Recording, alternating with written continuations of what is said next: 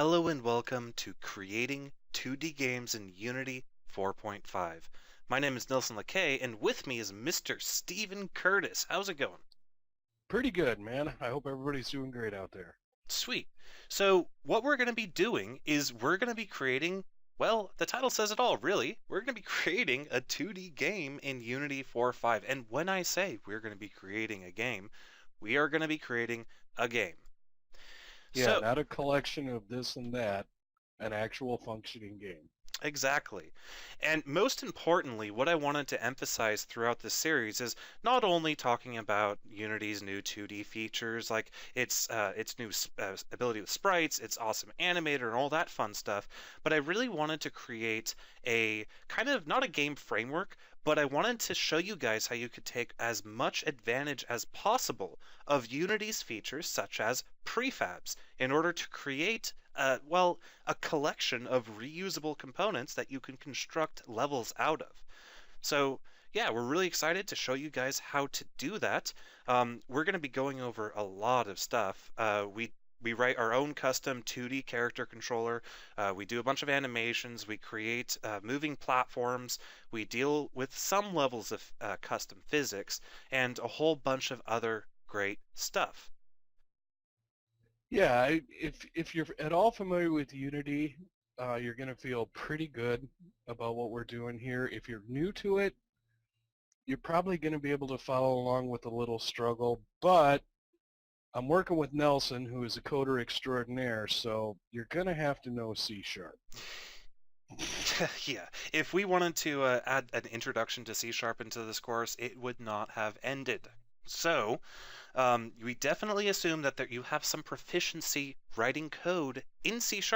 Now, I don't mean that you have to be great at C#. I don't mean that C# has to be your first language and you've been working with it for a couple of years, but you need to understand the syntax because although we explain a lot about Unity and how to work with it, we do not explain the individual bits of, okay, what's a class, what's a method, how do you create this and that as far as C# goes. Instead, we're going to show you guys an application of C#, how we can use C# in order to extend Unity and create a fully functional game out of it. So, But you know what the beautiful thing is, Nelson? what's the beautiful thing, Steve? If you don't know anything about either one, not only do you have this free course, but you can come on over to our site at 3dbuzz.com and we have a full free introduction to Unity and a full free introduction to C#. So if you are really at square one, we've still got you covered. You're just going to have to do a couple other courses first. Yeah, and those courses, they're great resources for people who are completely new and will get you guys up to speed enough in order to follow along. Again, like I said, we're not going to be doing advanced C#, but we will be using it, and I'm not going to be explaining what a for loop is. So that's basically how it is. That's why I usually don't know what's going on, because I'm just an artist. Well, speaking of Steven being an artist, all the artwork that he provided for the game, he actually has a free series on creating that artwork that's designed specifically for programmers. I feel kind of bad for not making a programming course specifically designed for artists. My evil plan comes to fruition. Yeah, absolutely. Not only do many programmers out there not have any experience with creating art, but they probably don't have the tool set that artists have either. You may not have a tablet to work with. You may not have shelled out for Photoshop. I did do the course in Photoshop, but there's nothing that you're going to do in it that you can't do in GIMP. And I was careful to use only a mouse the entire time I made it. So I'll show you how we did all of the artwork for this entirely procedurally. Sweet. So in addition to that, if you guys enjoyed this course and kind of like the pace that we go through things, definitely head on over to 3D Buzz and check out our MMO series.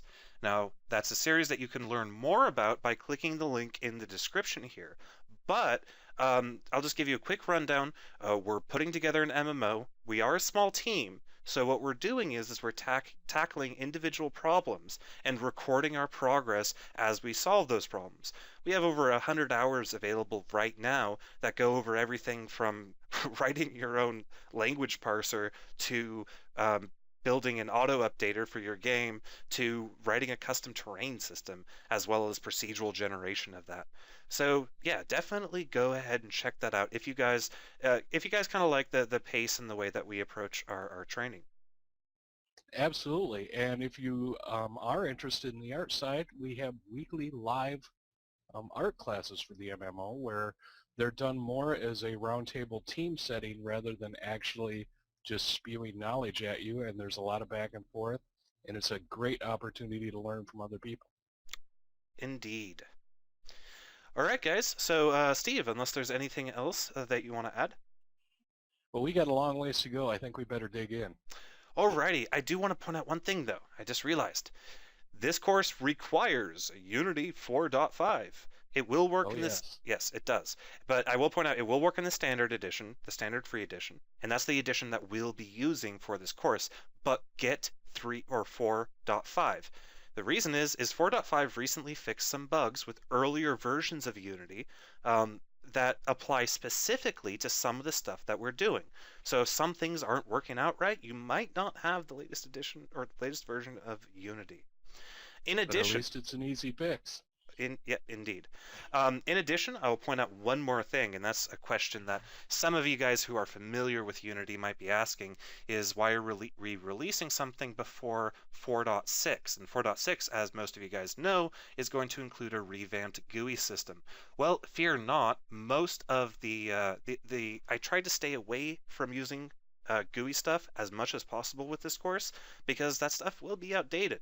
That being said, just because we're not using the new GUI system doesn't mean the concepts of everything else, where everything else constitutes 99% of the content, is going to be still valid after Unity 4.6 drops. Absolutely. So yeah, we have a lot of stuff to do, and I hope you guys enjoy this course and learn a lot. All right. Take care, everyone, and enjoy.